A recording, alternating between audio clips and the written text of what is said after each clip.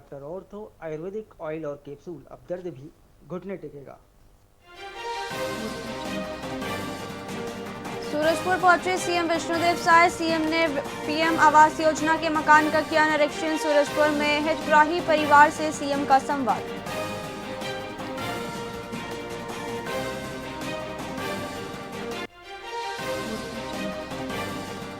छत्तीसगढ़ में गणतंत्र दिवस की तैयारी अंतिम चरण में। रायपुर में राज्यपाल फहराएंगे तिरंगा। सीएम विष्णुदेव साय बिलासपुर में करेंगे ध्वजारोहण।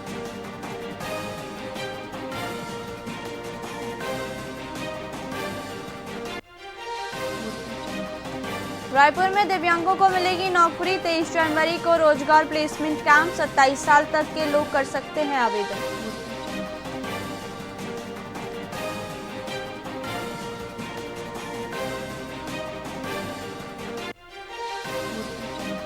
छत्तीसगढ़ में बड़ा प्रशासनिक फेरबदल। 3 आईएएस अधिकारियों के तबादले। सरकार ने जारी किए तबादला आदेश।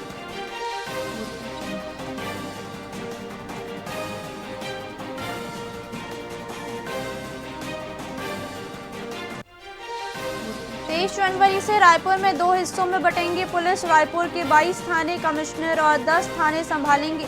आधे जिले में पुलिस कमिश्नरी सिस्टम होगा लागू।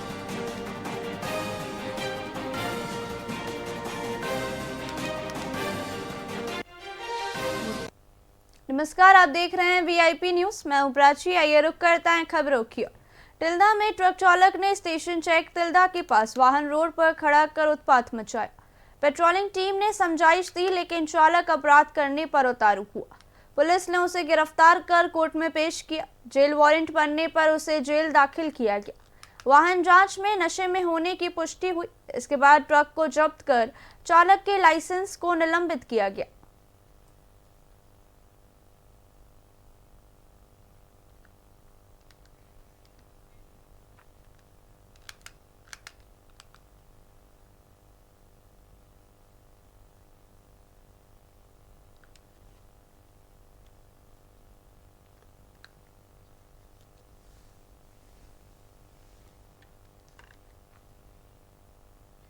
रायपुर के थाना तिल्दा नेवरा में डायल 112 को झूठी सूचना देने वालों को पुलिस ने गिरफ्तार किया।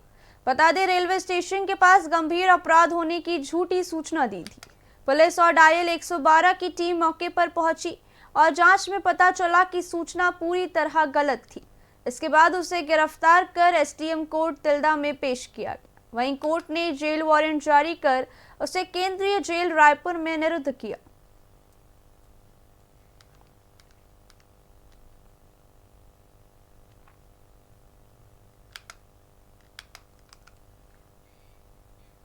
चिरमिरी पुलिस और रेड क्रॉस सोसाइटी के संयुक्त प्रयास में जिला अस्पताल में रक्तदान शिविर का आयोजन किया गया। इस शिविर में बड़ी संख्या में स्थानीय नागरिक, पत्रकार और पुलिसकर्मी शामिल हुए। रेड क्रॉस सोसाइटी के प्रदेश प्रतिनिधि राम नरेश पटेल ने कहा कि रक्तदान से जरूरतमंद लोगों की जान बचाई जा सकती है और यह अभियान यातायात जागरूकता माह के अवसर पर पूरे जिले में आयोजित किया जा रहा है।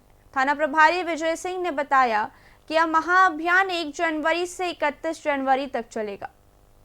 देखिए, भारतीय रेड क्रॉस सोसाइटी का गठन मानवता की सेवा के लिए किया गया है और इसका मुख्य उद्देश्य होता है रक्तदान कराना और ऐसे जरूरतमंद लोग जिनको रक्त की आवश्यकता है उनकी पूर्ति कराना। आज रेड क्रॉस सोसाइटी जिला माणेगढ़ शाखा के सहयोग से हमारे पुलिस विभाग के द्वारा इस कैंप का आयोजन यहाँ पर कराया गया है, जिसमें बड़ी संख्या में लोग रक्तदान कर रहे हैं। लोगों में जागरूकता आ रही है और हमारा ऐसा अनुमान है कि करीब 50 से ऊपर लोग यहाँ पर आज रक्तदान कर रहे हैं। क्या क्या सावधानी बरतनी चाहिए रक्तदान करने पर?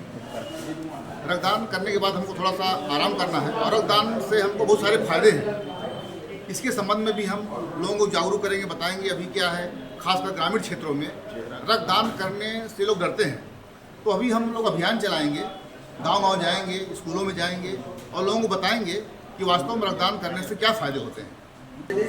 यातायात जागरूकता के अभियान चल रहा है 1 जनवरी से 31 जनवरी तक और पुलिस का लोगो भी परित्राणाय साधु नाम है। मानव सेवा ही हमारा काम है। उसी में रेड क्रॉस सोसाइटी के द्वारा एक आयोजन किया गया है जिसमें पुलिस की सहभागिता है और उसी भाव से हमने लोगों को जागरूकता लाया है कि आप सब लोग रक्तदान करें। ये महादान कहा जाता है और लोगों की ज़िंदगी बचाने में काम आता है। रक्तदान करने वाले जो भी लोग हैं जिनके पास भी हेलमेट नहीं है उनको हम हेलमेट दे रहे हैं, बाकी पुरस्कार भी दे रहे हैं और पुलिस अधीक्षक महोदय के द्वारा एक प्रशस्ति पत्र प्रदान किया जा रहा है, उनको भी दिया जा रहा है। सर अभी तक कितने लोग ने रक्तदान कर चुके हैं? अभी लगातार चल रहा है, अभी संख्या तो आखिरी में ही पता चलेगा, लेकिन मुझे लग रहा है कि 40-50 से ऊपर ही लोग रहेंगे। मुख्यमंत्री विष्णुदेव साय की अध्यक्षता में हुई कैबिनेट बैठक में विकास के कई बड़े फैसलों पर मोहर लगी। नवा रायपुर में विश्व स्तरीय शिक्षा के लिए नरसी मोंजी संस्थान की स्थापना हेतु 40 एकड़ जमीन आवंटित की गई। आईटी सेक्टर को बढ़ावा देने के लिए 4 नए उद्यमिता केंद्र खोलने का निर्णय लिया गया। साथ ही आबकारी नीति 2026-27 को मंजूरी दी गई और सरकारी अस्पतालों में मुफ्त जांच सेवाओं को और मजबूत करने का संकल्प लिया गया। राज्य मंत्री परिषद की बैठक मुख्यमंत्री माननीय विष्णुदेव साय जी की अध्यक्षता में संपन्न हुई है। बैठक में अनेक महत्वपूर्ण निर्णय लिए गए हैं, जिसमें मंत्री परिषद द्वारा छत्तीसगढ़ आबकारी नीति 2026-27 के प्रस्ताव का अनुमोदन किया गया है। इससे संबंधित समस्त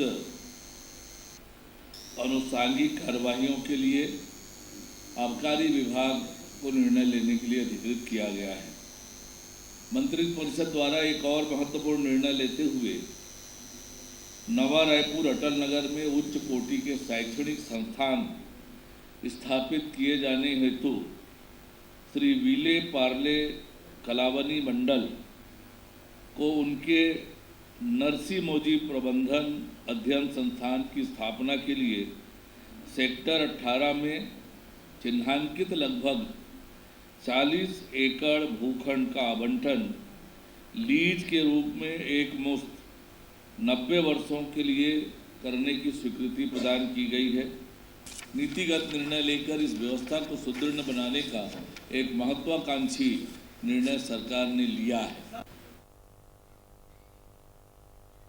रायपुर में नाबालिग से दुष्कर्म के आरोपी के घर को नगर निगम ने बुलडोजर से तोड़ दिया।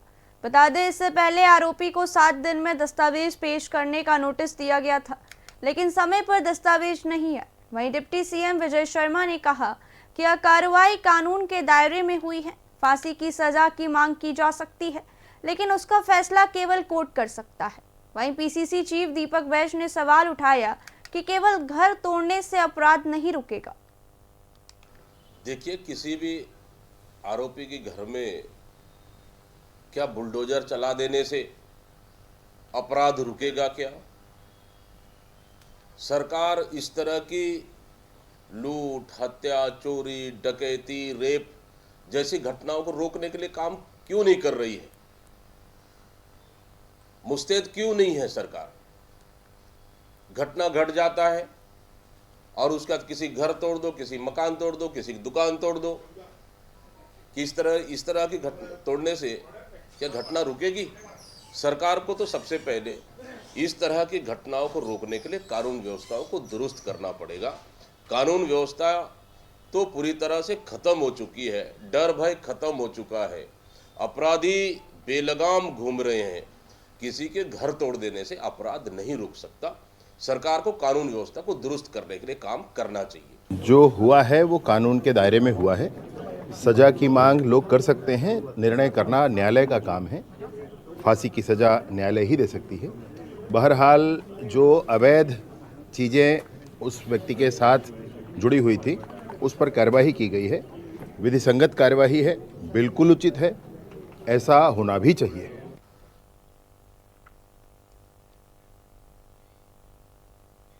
फिलहाल खबरों में इतना ही। देखते रहिए वीआईपी न्यूज़। नमस्कार।